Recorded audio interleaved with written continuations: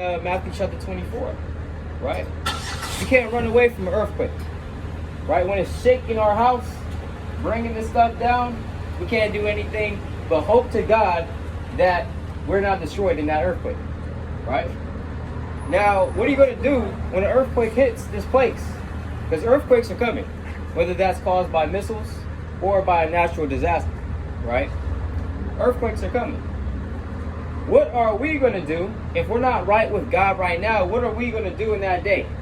Are we going to hope to Him that we're just going to be saved, but we have no works? We have no faith, right? That's not how the Lord rolls. You have to be on His accord before that time happens. You have to be righteous right now in order to assure your safety when all hell breaks loose. She don't want to court cause how I debate. Still took her on a date, ain't like it for real, just wanted to sit up in her face. You know that Bible put you in your place. Tell my soldiers, pace yourself because we in a race. Satan, trying to devour brothers like we dinner plates. I grew up where it's hot, that figure 8. Isaiah had it with a tray. And the H, my niggas will. Of Babylon, which Isaiah the son of Amos did see. So this is the prophecy about Babylon, concerning Babylon the Great. We're in Babylon the Great right now, right? People know this place as United States, America, right? People know this place as North America. Well, the Lord refers to this place as Babylon, right? Verse 2, lift ye up a high banner lift ye up a banner upon the high mountain, exalt the voice unto them, shake the hand, that they may go into the gates of the nobles. I have commanded my sanctified ones, I have also called my mighty ones for mine anger, even them that rejoice in my highness. So the Lord has certain sanctified ones. What are the sanctified ones? Who are the sanctified ones? The Lord's elect, right? We know that the Lord has a certain amount of elect Israelites that's going to fulfill His will upon the earth, and that's going to keep His commandments to the best of their ability. Verse, even them that rejoice in my highness, right? We rejoice in YAHAWASHI's highness, man. We rejoice in the power and omnipotency of YAHAWASHI, because we understand that He's omnipotent, right? Let's go to Sirach 19:19. This is Sirach chapter 19 and verse 19. Sirach chapter 19 and verse 19. It says, the knowledge of the commandments of the Lord is the doctrine of life, and they that do things that please Him shall receive the fruit of the tree of immortality. The fear of the Lord is all wisdom, and in all wisdom is the performance of the law and the knowledge of His omnipotency.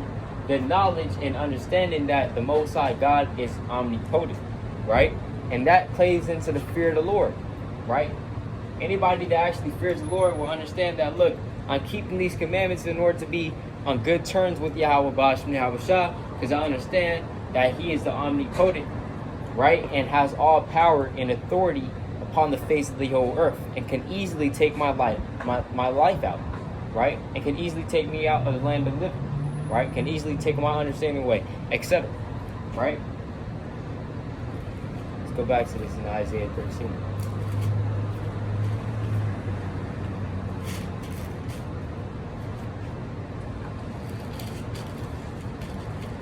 Isaiah 13 and verse 4.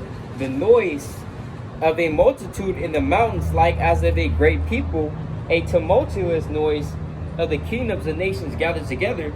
The Lord of hosts mustered the host of the battle. They come from a far country, from the end of heaven, even the Lord and the weapons of His indignation, to destroy the whole land. Right, so the Lord is going to bring together the armies, right, located in so-called the Middle East and Israel, right? That's where the final battle is going to be at, or located at, right? When we study the geographical locale of, let's go to the book of Joel, chapter 3. Right, Joel chapter 3. The final battle and the final wars will be fought in the so-called Levant, in the valley of Megiddo. Joel chapter 3 And verse 9, proclaim ye this among the Gentiles, prepare war, wake up the mighty men, let all the men of war draw near, let them come up. So the Lord is pronouncing war among the nations, right? He's not proclaiming peace. He's not proclaiming tranquility, right? He's not proclaiming any stuff like that. He's proclaiming war among the Gentiles, because that's what's coming, right, to these nations, right? Beat your plowshares into spears or swords, and your pruning hooks into spears. Let the weak say, I am strong. Assemble yourselves and come, all ye heathen, and gather yourselves together round about, till they cause thy mighty ones to come down, O Yahweh. Right?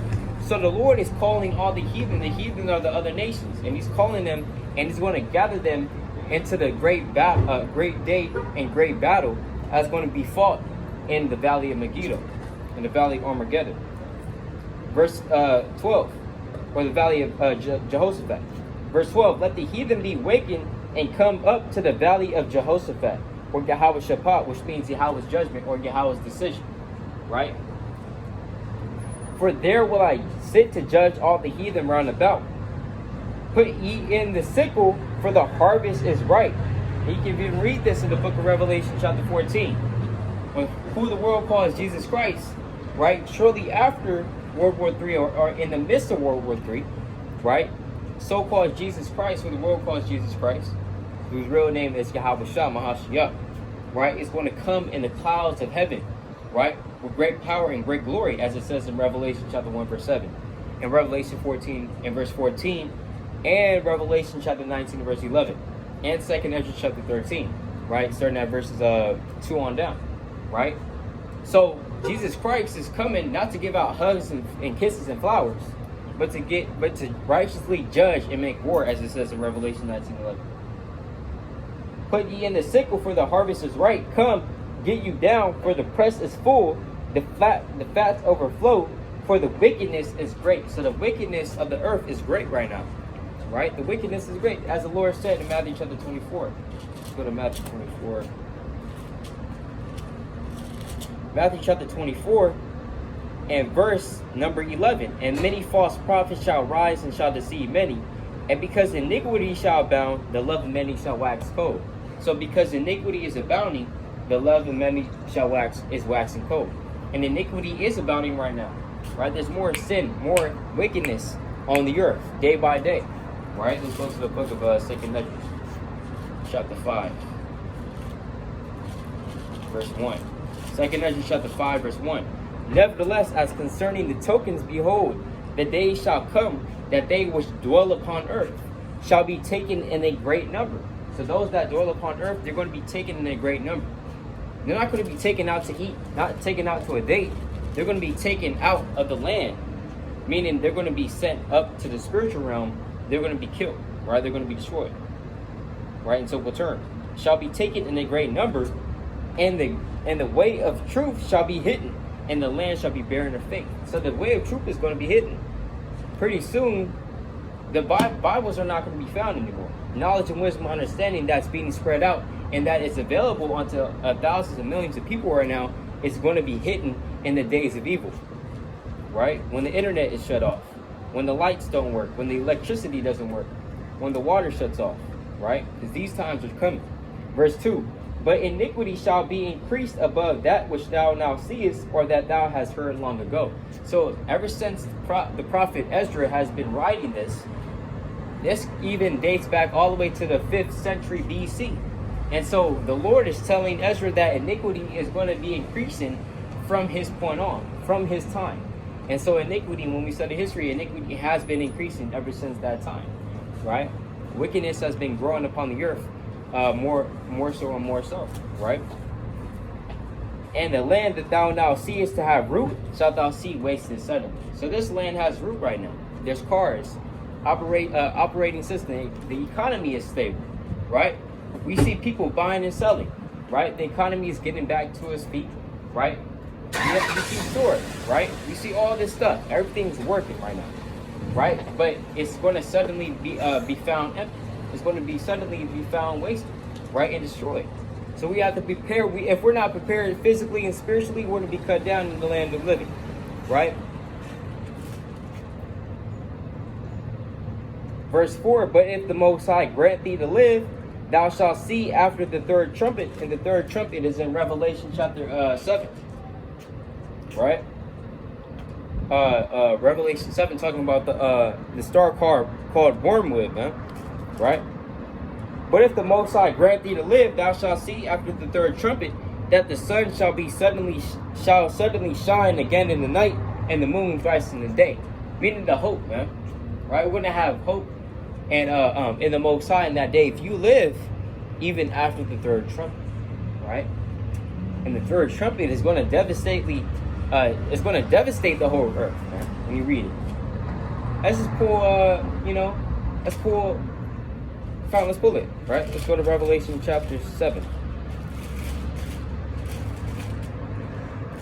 It's like Revelation 8, right? Revelation 8 and 10. And the third angel sounded, and there fell a great star from heaven. This star is not a literal star, right?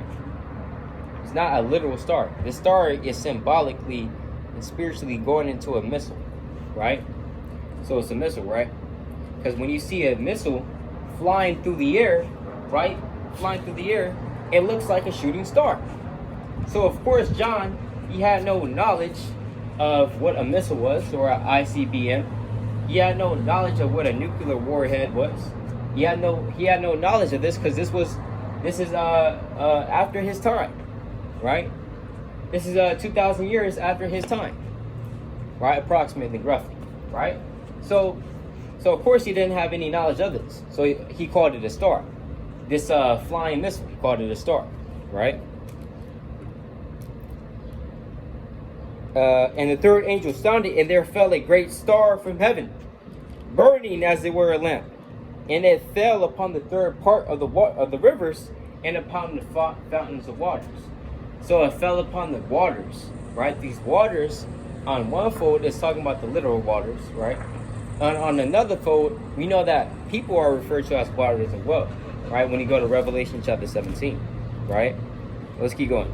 And the name of the star is called wormwood, and the third part of the waters became wormwood, and many men died of the waters because they were made bitter, right? Many men died of the waters because they were made bitter, and many men died because of this missile, right? It's called wormwood. Don't look for an actual missile called actually wormwood, right? Don't look for that, right?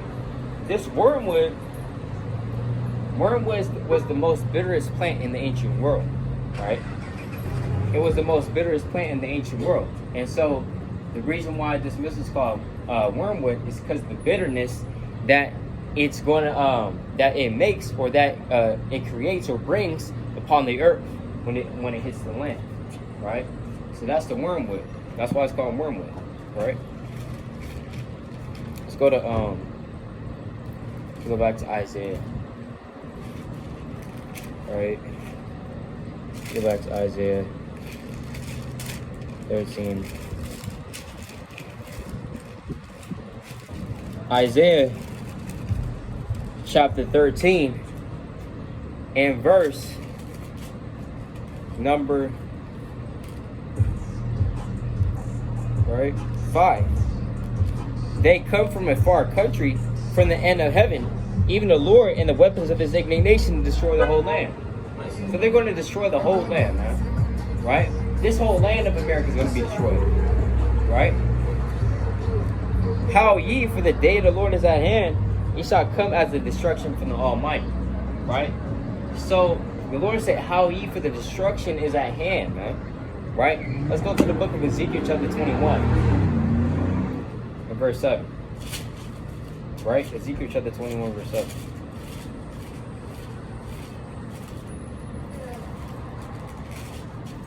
Ezekiel chapter 21 and verse 8. Again the word of the Lord came unto me, saying, Son of man, prophesy and say, Thus saith the Lord, say, sword is sharpened, and also furbished. So a sword is sharpened and furbished, man. Right? A sword is sharpened and is furbished. This sword is symbolically talking about the destruction that the Most High is going to use, whether that's the actual sword, the destruction that the Most High, or the type of destruction that the Most High is going to use in order to destroy the people and to punish his people as well. But the sword, whether it's the actual sword, let's go to the book of Jeremiah chapter 14 and verse 11. Right? Let's just get it. Right? Jeremiah 14 and verse 11. Then said Yahawah BAHASHAM YAHAWASHI unto me, pray not for this people, for their good. When they fast, I will not hear their cry. And when they offer burnt offering and an oblation, I will not accept them, but I'll consume them by the sword, and by the famine, and by the pestilence. You see that? I'll consume them by the famine, the sword, and the pestilence. So this is how the Lord is going to consume his people, right? This is how the Lord is going to consume all these nations and kingdoms, man. Right? By the sword, and by the pestilence, and by the famine. Right? And these three alone can wipe out millions and millions of people. Right? A pestilence alone can wipe out millions and millions of people. It wiped out almost like 50% of Europe, man. Right? When he studied the history of the so-called Black Death or Black Plague. Right? It wiped out nearly like 50% the whole European population, right, in the 1500s. So the Lord is going to use the pestilence, which is disease. He's going to use the sword, right, which is these modern day weapons, whether that's bombs, guns, right, missiles. And the Lord is also going to use famine to destroy a lot of people, right? Nevertheless, the Lord said in Isaiah chapter 65, right, in verse 13 on down, that my servants shall eat, but ye shall be hungry. My servants shall drink, but ye shall be thirsty. My servants shall rejoice, but ye shall be sorrowful in heart. Right? So basically, the Lord says, I got my servants when all hell breaks loose. Right? Let's also get another precept for that, because famine is coming, man. Right? Famine is coming. Go to the book of Psalm chapter 37. Psalm chapter 37 and verse number Psalm chapter 37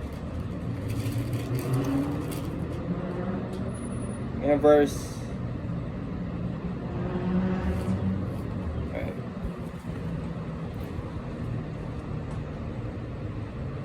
Hey brother. Bro, what's up? What's your nationality? What's your nationality?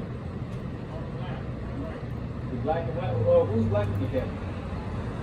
Who's black on your family, man? Yeah? Okay. So, y'all think you're Israelite. Did you know that? Y'all think you're Israelite. How long your nationality? 5 minutes. You got 5 minutes? No. You don't? Do it for the Lord. Alright.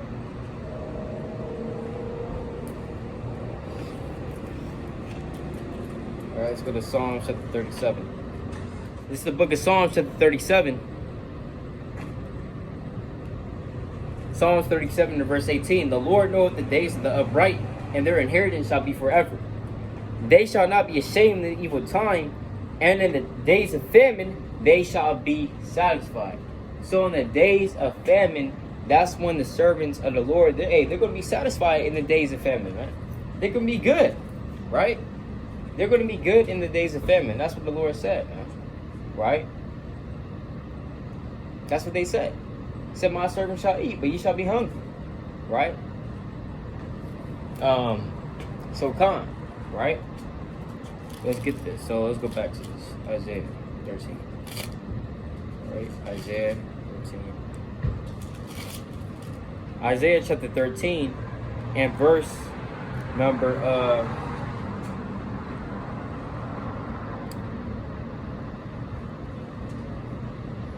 7. Therefore shall all hands be faint, and every man's heart shall melt. So all hands are going to be faint, man. Right? Everybody's going to be faint in that day. Everybody's going to be shaken in that day. Everybody's face is going to turn into paleness in that day. Right? In the day when all hell breaks loose. Even when YAHAWASHI comes back, everybody is going to be afraid too. right? Because let's go to the book of Isaiah, chapter 17, or actually Isaiah 19.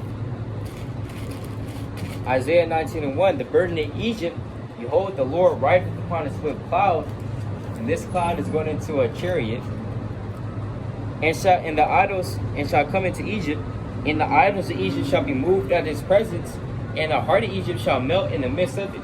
So the heart of Egypt is going to melt. This American pride that these Americans have, and this nation portrays, or portrays to have, is going to melt, and it's going to be no more.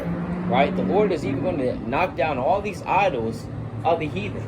Right? He's going to knock down the Statue of Liberty. Right? And the second Statue of Liberty that they just implemented.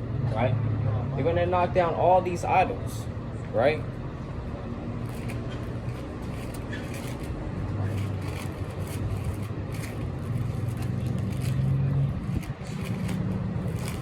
It's Isaiah chapter 13.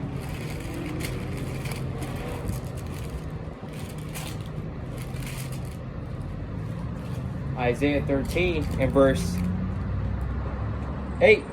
And they shall be afraid, pains and sorrows shall take hold of them. They shall be in pain as a woman that travaileth. They shall be amazed one at another. Their faces shall be as flames. Right? So they're going to be scared. Everybody's going to be scared when all hell breaks loose. Oh shoot, their water doesn't turn on. Right? There's no electricity. You can't drive to the store and get what you need anymore, right? In the days of all hell breaking loose, it's not about what you want, but about what you need, right? And people are going to look at the making that day, right? They're going to be looking to make it in that day. Isaiah chapter 13 and verse 9. Behold, the day of the Lord cometh, cruel both with wrath and fierce anger, to lay the land desolate. He shall destroy the sinners thereof out of it. Right? So the Lord is going to destroy the sinners of the Lord. Right? It's like the Lord is going to destroy the sinners of this land. Right? For the stars of heaven and this constellation thereof shall not give their light.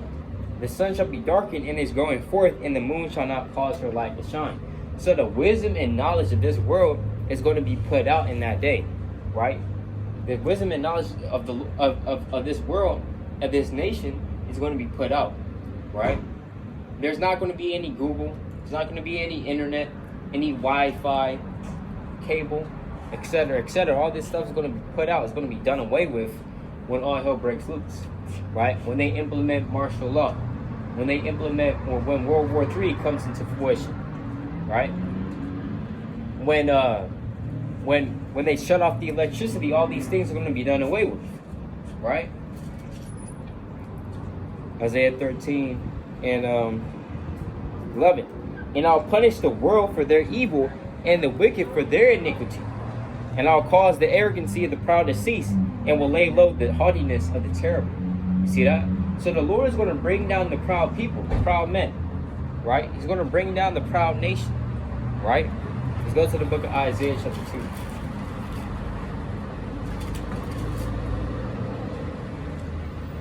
All right, let's go to Isaiah chapter 2. And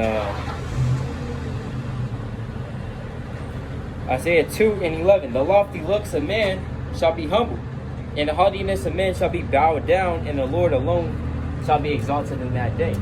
Because when you're haughty, and when you exhibit a proud spirit, you exalt yourself, right? A lot of people, they exalt themselves, man.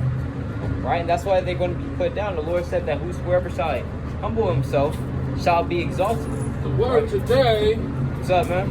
is coffee. Coffee? I don't like coffee, though.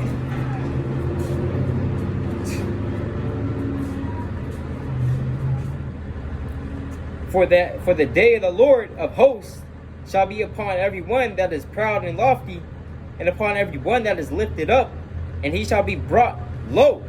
Right? So everyone that is lifted up, right, high and mighty and exalted, right, in unrighteousness, right? How this nation is high and exalted, right? Esau, the so-called white man, he thinks that he's high and exalted, right, and that he's God, as you read in Ezekiel chapter 28, right? All right, let's go back to this, Isaiah 13. Isaiah chapter 13 and verse 12. I will make a man more precious than fine gold, even a man than the golden weight of Euphrates. Right? So the Lord is going to make a man more precious than fine gold in that day. And it's not just your ordinary man. Right? The men of the Lord are going to be exalted in that day, and they're going to be worth more than gold. Because gold has high value. Right? Gold has high value. When you read Job chapter 28, right? Surely there is a vein for gold in a place wherein they find it, right? Roughly paraphrasing. Gold has a high value, but men in the day of all hell breaking loose, in the days of evil, right? Men of the Lord especially are going to be more higher than that gold, right? Verse 13. Therefore I'll shake the heavens, and the earth shall remove out of her place in the wrath of the Lord of hosts, and in the day of his fierce anger. Right? So the Lord is going to shake the heavens. He's going to shake the earth. Huh? Right? He's going to shake the earth. What does it mean to shake the earth? Those are clearly earthquakes. Right? Earthquakes are going to abound